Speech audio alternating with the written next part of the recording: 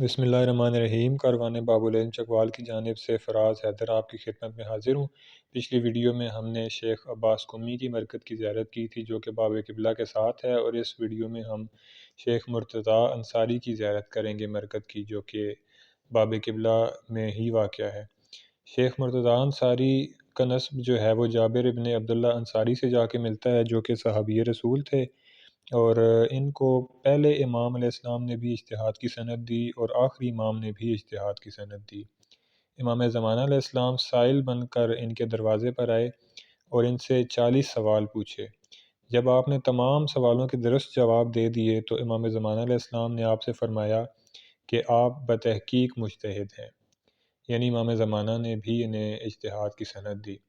علماء ان کے بارے میں بیان کرتے ہیں کہ ایک جوان جو تھا وہ قم میں آیا اور شیخ مرتضی انصاری کے در سے خارج میں بیٹھا۔ اب پہلے دن اس کو کچھ سمجھ میں نہ آیا، تو اس نے سوچا کہ آج تو میرا پہلا دن ہے تو میں آئندہ بھی شرکت کر کے دیکھتا ہوں۔ دوسرے دن آیا، پھر کچھ سمجھ نہ آیا، اسی طرح کچھ دن گزر گئے اور اس میں نا امیدی پیدا ہونے لگی کہ شاید میں ایک اچھا طالب علم نہیں ہوں۔ پریشان ہو کر مولا امیر المومنین علیہ السلام کے روضے پر گیا اور مناجات کرنے لگا، اور مناجات کرتے ہوئے کہا کہ مولا، آپ باب مدینۃ العلم ہیں، کیا آپ اپنے سائل کو ایسے ہی خالی واپس بھیج دیں گے؟ اس پر رقت طاری ہوئی اور اسے احساس ہوا کہ کسی نے اس کے کندھے پر ہاتھ رکھا ہے اور اس کے کان میں بسم اللہ کی تلاوت کی۔ اگلے دن جب وہ دوبارہ درس میں گیا تو اب اسے سب سمجھ میں آنا شروع ہو گیا۔ تھوڑی دیر بعد وہ کھڑا ہوا اور شیخ سے سوال کرنا شروع کیے۔ جب اسے ایک سوال کا جواب ملا تو اس نے دوبارہ سوال کیا۔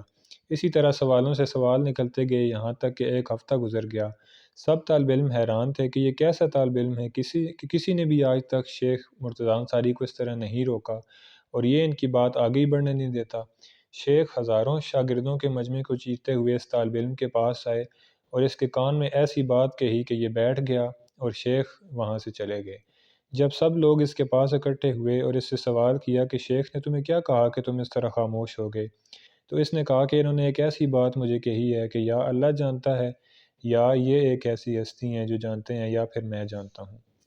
پھر اس طالب علم نے سارا واقعہ اپنے دوستوں کو بتایا اور کہا کہ شیخ نے مجھ سے کہا ہے کہ اتنا نہ اتراؤ اور غرور علمی میں مبتلا نہ ہو جاؤ، مجھے درس پڑھانے دو، کیونکہ جس ہستی کا تم نے ذکر کیا کہ صرف تمہارے کان میں بسم اللہ کی تلاوت کی ہے، اسی ہستی نے میرے کان میں پورے قرآن مجید کی تلاوت کی ہے۔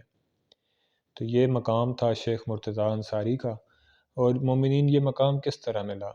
جب یہ مجتہد بنے تو خواتین ان کے ماں کے پاس آئیں اور ان کو مبارکباد دینے لگیں۔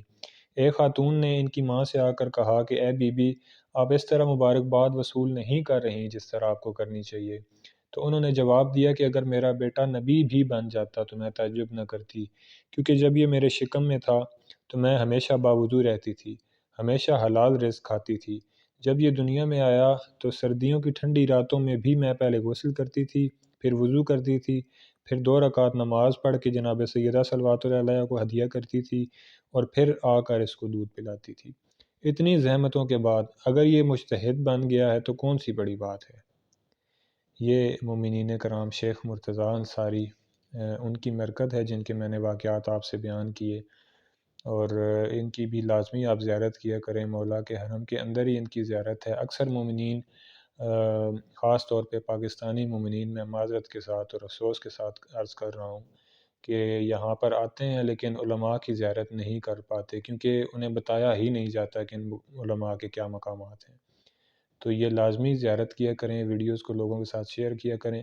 انشاءاللہ آئندہ ویڈیوز میں مزید علماء کی زیارات کے ساتھ آپ مومنین کی خدمت میں حاضر ہوں گا۔ والسلام علیکم ورحمۃ اللہ وبرکاتہ۔